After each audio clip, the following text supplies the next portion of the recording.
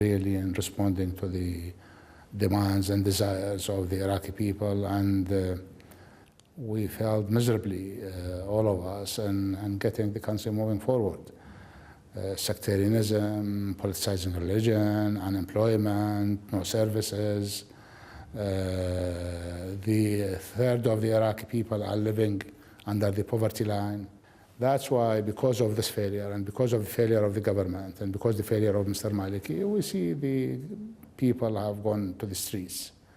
In Côte d'Ivoire, gangs of youths and uniformed police have looted at least 10 homes belonging to politicians allied to the opposition leader Alassane Ouattara. UN peacekeepers have been unable to control the chaos in Abidjan as roadblocks have been set up by government supporters to stop them. Meanwhile, in the west of the country, rebels claim they've captured the town of Tulple from government forces, but Gbagbo's military deny this. It's been 100 days since a new transitional government took charge in Somalia, and pro-government forces are increasing their control, according to officials. They've taken a strategic town in the west called Luk, which al-Shabaab fighters abandoned on Monday morning. Abdul Karim Jama is the Somali Transitional National Government's Minister of Information, and he says government forces have won over many areas of the country from al-Shabaab fighters. If you look at, there are many regions, Puntland, Galmudug, Himin and Heb, Sol, Sanag and Ain. If you look at in the Gather region, in the border areas with Ethiopia and Kenya, our forces are now headed towards Baydova. It is a fluid situation, but easily over 50% of this country is in government hands or in the hands of allied forces. We believe this is the end of al-Shabaab. It may take a while, but I don't think they can recover to what they used to be. There is disagreement within al-Shabaab. There are different camps. There is disarray. They are finishing off their wounded. They are leaving many parts of the city and the country. So I don't believe al-Shabaab can recover from this unless there's a vacuum, unless the government stops this effort to pacify the country. And I don't believe that will happen. U.S. Defense Secretary Robert Gates says that both the U.S. and Afghan governments agree the American military should stay on after the planned 2014 end of combat. He says it's to help train and advise Afghan forces. As Sue Turton discovered, many civilians in Kandahar province are still living in fear of the Taliban. Driving down Highway 1 in what many Americans call the heart of darkness. The Taliban was born in the district of Jirai, west of Kandahar city. It's here that some of those extra 30,000 US troops were sent to stop its momentum. When we moved into this area, it was completely under Taliban control. When the 1st Squadron 75th Cavalry Regiment arrived here last summer, the whole area south of Fob Wilson was Taliban territory. But over the winter, they've made the major roads more secure and set up small outposts dotted across this hostile terrain, including Pashmel south and Sabligay to the southeast. You have to set a permanent presence to show that the people that you're going to stay, because the people here are still fence-sitting. And out on patrol from the Sabligay outpost, people are clearly nervous about speaking out. Is there anything else you would like to tell me about the Taliban? Don't ask us these kinds of questions. It will bring trouble for us in the future. We cannot be against you. We cannot be against the Taliban. You make trouble for me in the future. If we talk about Taliban, they'll cut our hair and slit our throats. So that's why U.S. soldiers and Afghan soldiers are here. We're trying to protect you from the Taliban. You leave now, you go back to your base, and then they come. In this area, there are Taliban. You're in this village, they're in that village. You go to that village, they go to the next one.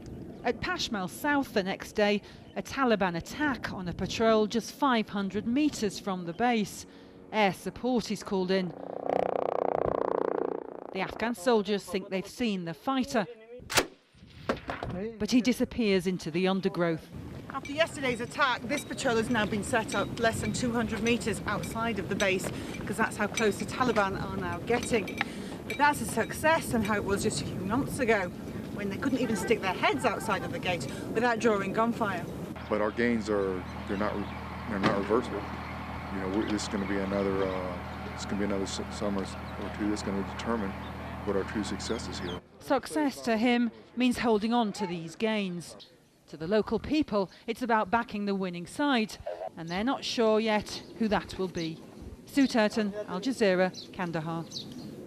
The trial of former French President Jacques Chirac on corruption charges has just got underway in Paris. The charges date back to his time as mayor of the city. Prosecutors claim Chirac conjured up fake jobs to pay supporters.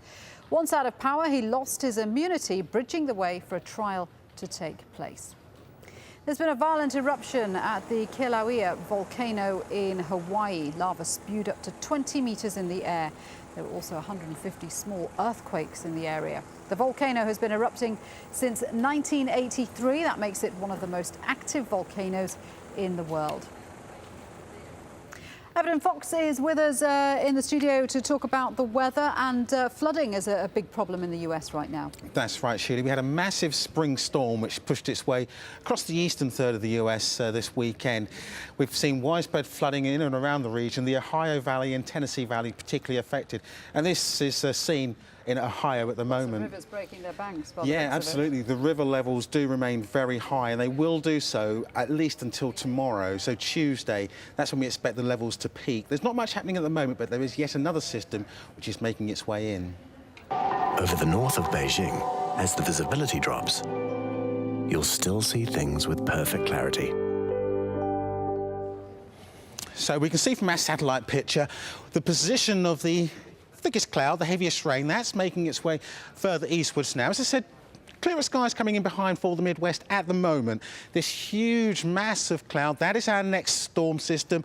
That's just been feeding its way across the Rockies into the Central Plains. So this is the remainder of Monday then. We're going to see more wintry weather just coming in across the northern plains. Central area also starting to see some very wet weather as we go on into the middle part of the week. So we will see more disturbed weather just pushing in across those central parts. As you can see, as we go on through Tuesday, very more in the way of snowfall, heavy snowfall at that. Some parts could see maybe 50, 60 centimetres of snow, so that will add to the problems. Ahead of that, it is somewhat drier and brighter. Behind that, yet another system coming into the Pacific Northwest, into western parts of Canada. So winter certainly hasn't done with us just yet over North America.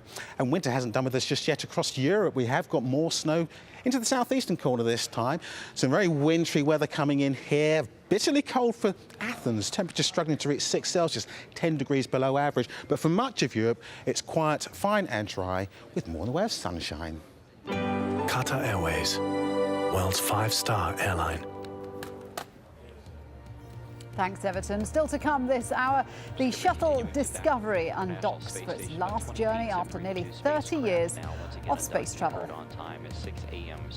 And in sport, England reels as star batsman Kevin Pietersen heads home. Find out why he's out of the Cricket World Cup.